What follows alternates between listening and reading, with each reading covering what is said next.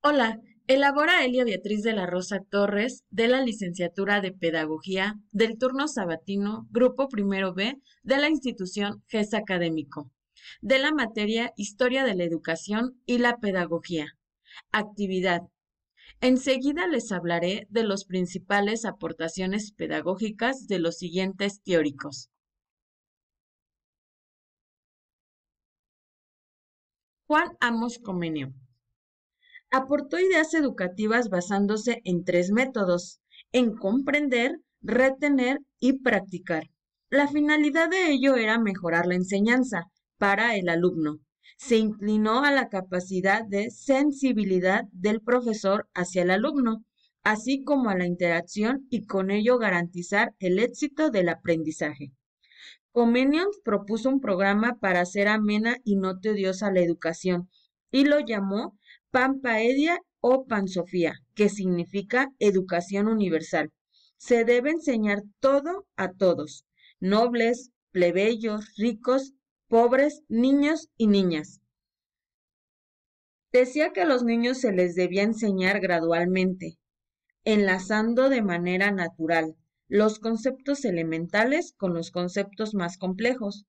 Comenius escribió que el estudio tenía que ser completamente práctico, completamente grato, de tal manera que hiciera de la escuela una auténtica diversión, es decir, un agradable preludio de nuestra vida.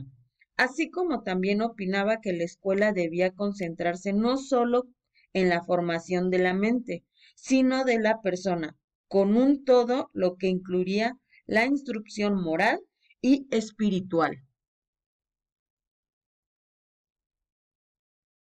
Francis Bacon. Una de sus aportaciones más interesantes de Francis Bacon es la del método inductivo, empírico, en psicología y en otras ciencias.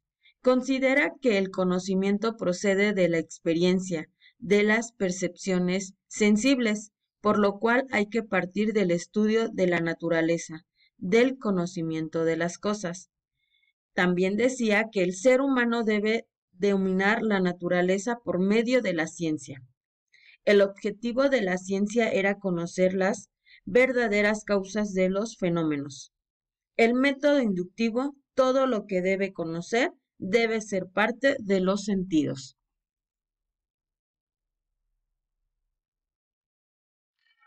John Locke. Una de sus aportaciones a la educación fue su propuesta pedagógica que se fundamentaba con un ensayo sobre el entendimiento humano, donde delineaba la teoría de la mente. Propuso que la mente del niño era una tabula rasa. Esto significaba que no se contenían ideas innatas.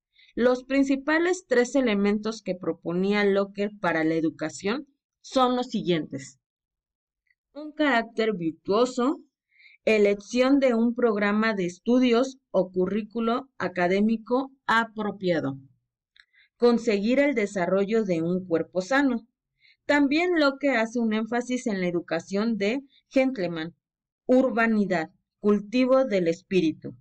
Retoma la importancia de la educación física, preparar al ser humano para la virtud, someter el impulso a la razón y aplicar la psicología a la educación.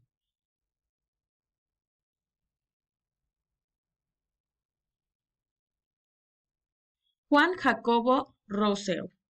Las principales ideas de Rousseau son: la educación debe centrarse más en el niño y menos en el adulto. Es importante estimular el deseo de aprender. La educación del niño comienza desde su nacimiento y debe impedirse que adquiera hábitos de los cuales pudiera llegar a ser esclavo. Rousseau descubre propiamente la infancia, los derechos del niño, recomienda la necesidad de comprender al niño.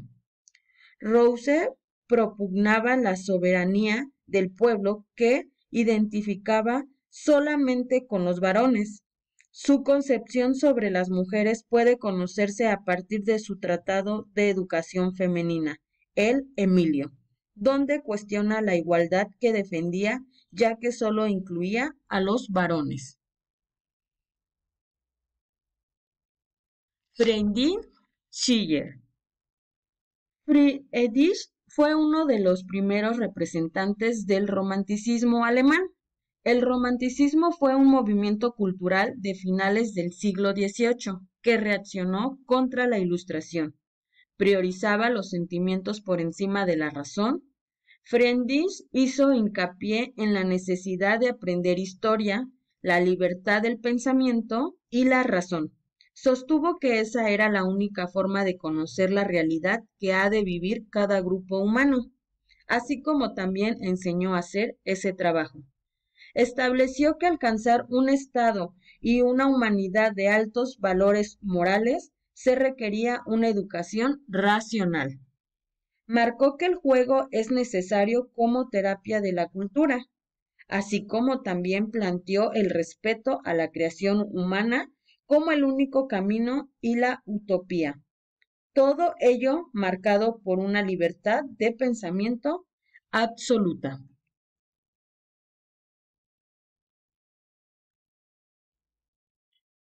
Johann Gottlieb Fichte.